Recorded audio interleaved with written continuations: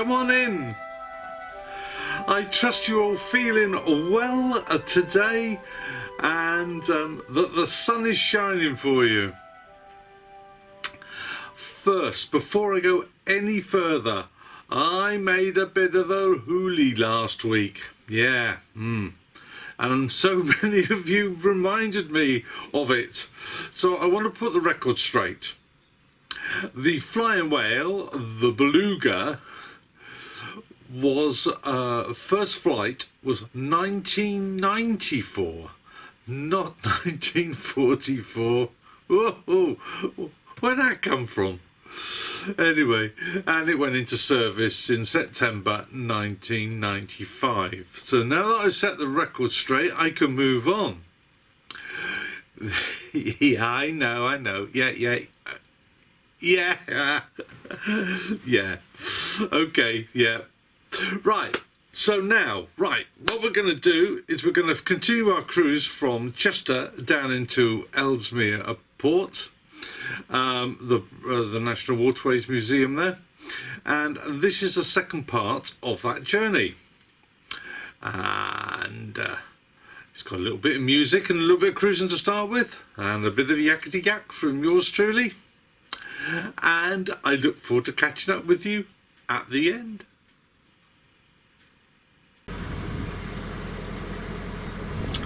So please do jump aboard Morning Star and let's have just a gentle cruise for a few minutes to get us all in the mood as we journey towards Ellesmere Port.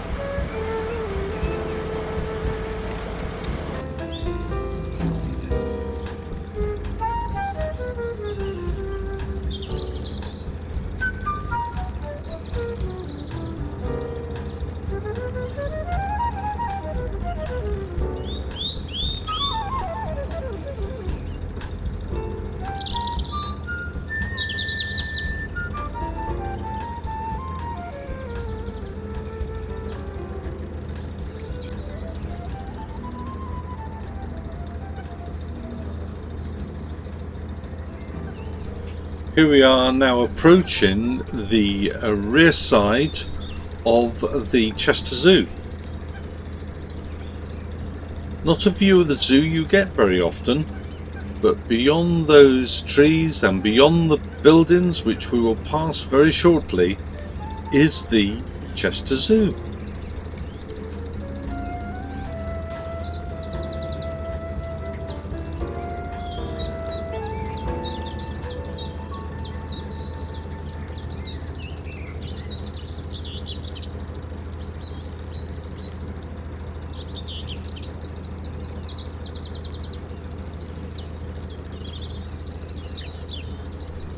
So while we cruise around the perimeter of Chester Zoo, let me tell you a few facts. Chester Zoo is located in Upton by Chester and was opened by George Mottershead and his family in 1931, and is one of the UK's largest zoos, covering some 51 hectares, which is 130 acres. It's a registered charity which was formed in 1934 and receives no government funding, and in 2019 received around 2 million visitors. As we mentioned, Chester Zoo is a conservation and education charity committed to preventing extinction, and is managed by a board of trustees.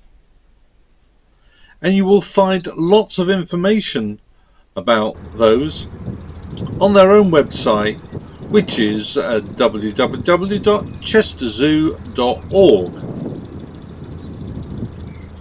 Over 1,000 people work at the zoo to keep it going, keep it tidy, caring for the animals and running conservation projects, not to mention looking after the visitors. I understand, or I'm led to believe, that they have around 35,000 extraordinary animals, 128 acres of zoological gardens,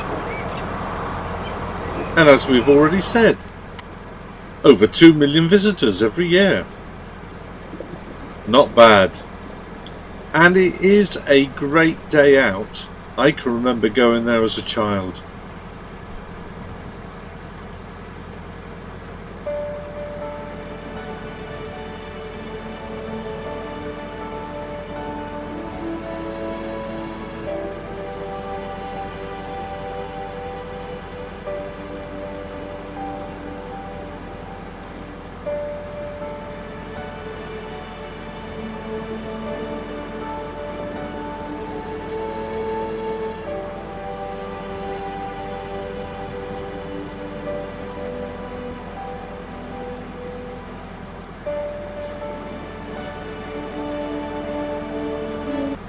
So as we look over these fantastic plains of the Wirral,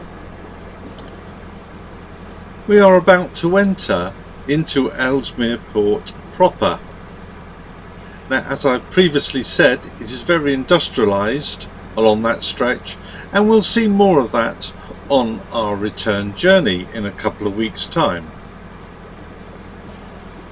But for now, let's enter into the National Waterways Museum, Ellesmere Port.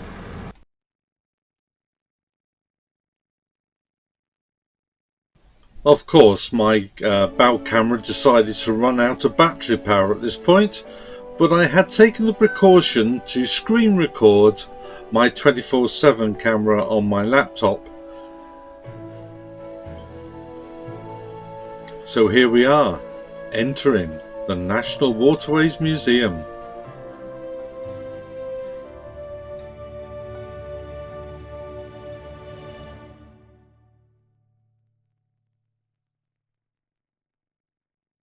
In front of us you can see some of the weed which this stretch of the canal is quite famous for, and certainly in the summer months it can be quite a problem. Those that saw Robbie Cummins' journey from Ellesmere Port on his canal boat diaries will see that he had to stop several times to remove that from his propeller.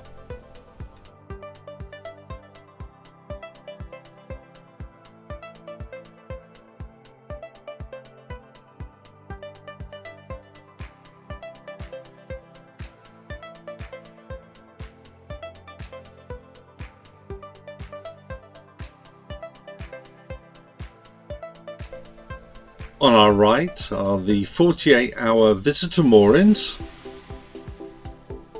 and a car park, and the building you can see just coming up on the right is the main entrance to the Waterways Museum and it also houses a cafe.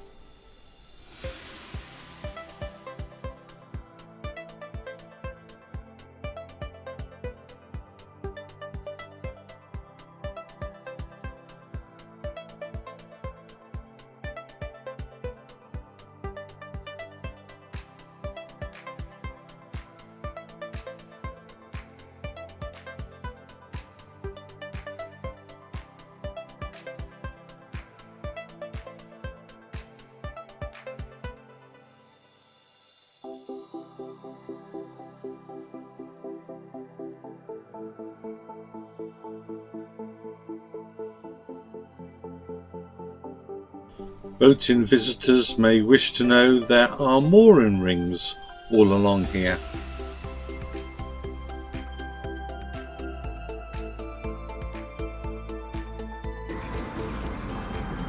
Okay. You alright there? Do you want me to come through with you? He's opening the gate. He's opening the gates for me. Say again? He's opening the gates. Oh, you can go straight in. Happy days. Yeah, I've got to get my bow off now.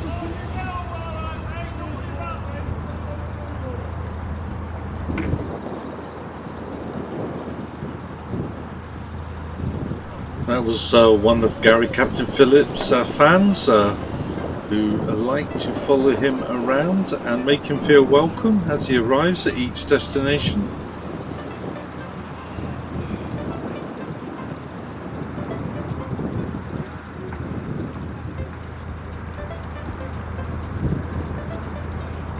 So here we go into the first of two locks which descend us down into the actual basin itself. To our left you can see double locks, but these were not in use. So it was a single locks that we had to use with a pound in between.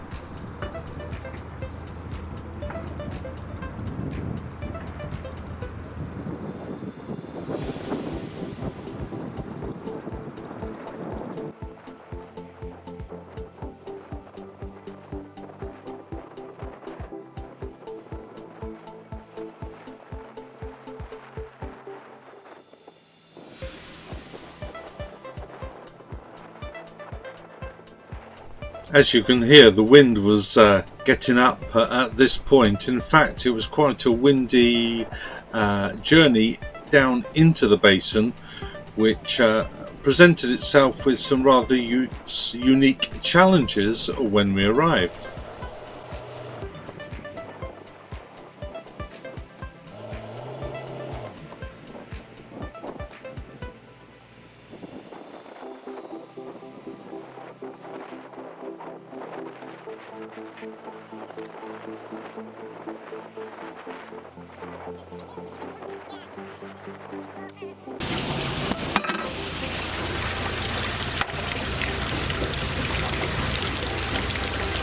This is why you should always keep your windows and hatch closed when you go into a lock.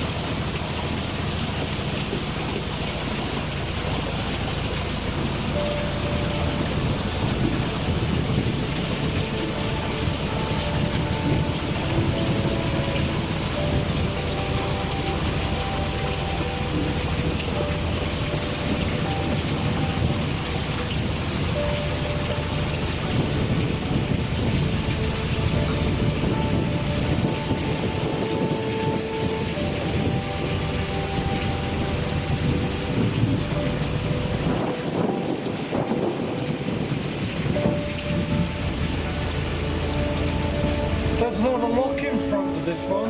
Yeah, you go down that lock and then you're in the basin where we're mooring, mate. And I've got to turn left, haven't I? So Yeah, go left, yeah. Okay. I think we can moor anywhere, mate. Okay.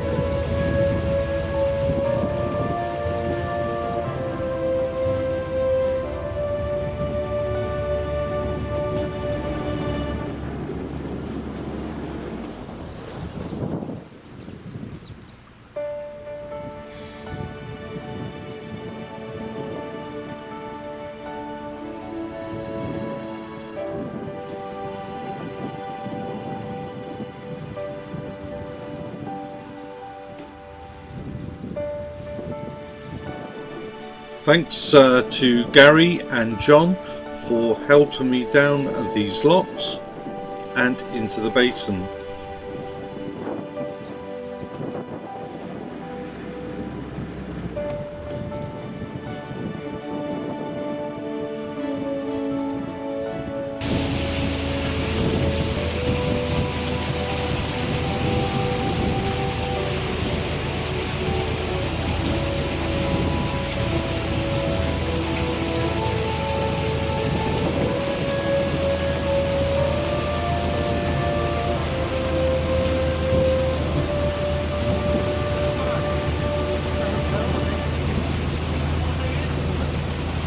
Oh great. Gone goozlers. Have we? Yeah, down on the front there. In front of the hotel. Might have to do a bit of shunting here, mate, I think. Oh shit, is it that bad? We've got loads of room down there, but I mean to get the bow round. Oh god. I might have to do that's where all the what's name boats are, the sunken ones. I don't know where we're going, to be honest. Even more up on those bits down there, evidently, on the fingers. Yeah? Yeah.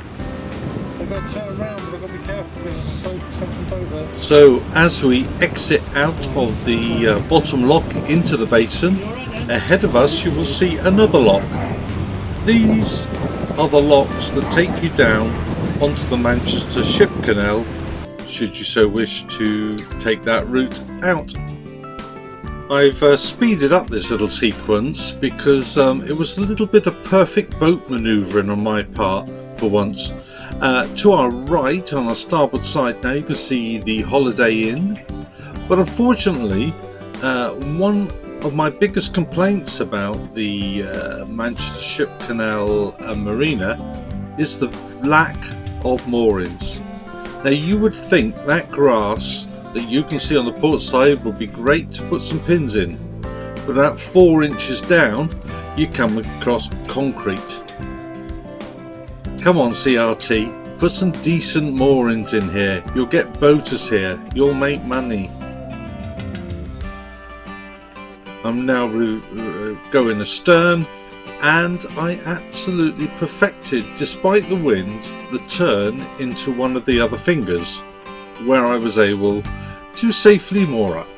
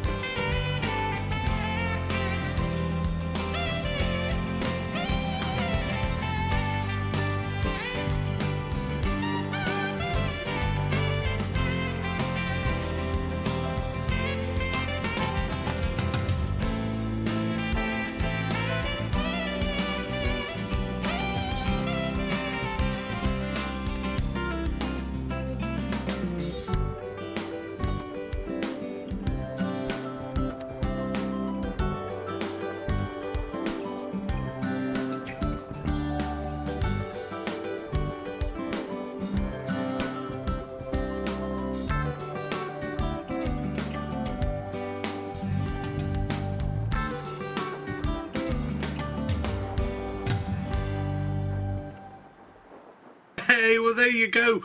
It was actually quite an interesting little cruise. I didn't really like the part of going into Ellesmere port. It's very, very built up, very commercialised, but nevertheless there is this lovely Waterways museum at the end. My own personal view is that CRT could do an awful lot more with it, and they could make it into a little gold mine. And I just don't quite understand why they don't actually do something about it. But I'll talk more about that next week in next week's vlog. So, right, what a fantastic four-go narrowboating. Yeah, it was brilliant, wasn't it? Now we all know how to do cheese on toast. Yeah, with Worcester sauce, yeah, I know. Right. Do you know what? I love four-go narrowboating, these live streams that we do. it just works, doesn't it? And your comments are fantastic. So thank you all very much for watching and for commenting. I just want to say also a big thank you to all my subscribers. Thank you so much, whether you have just joined or whether you have been with me from the start. I really do appreciate your comments, and I look forward to reading those every time a vlog is issued. And for my Facebook family, lovely, you are lovely people. Thank you so much again for all the interaction that you give me on my Facebook group page.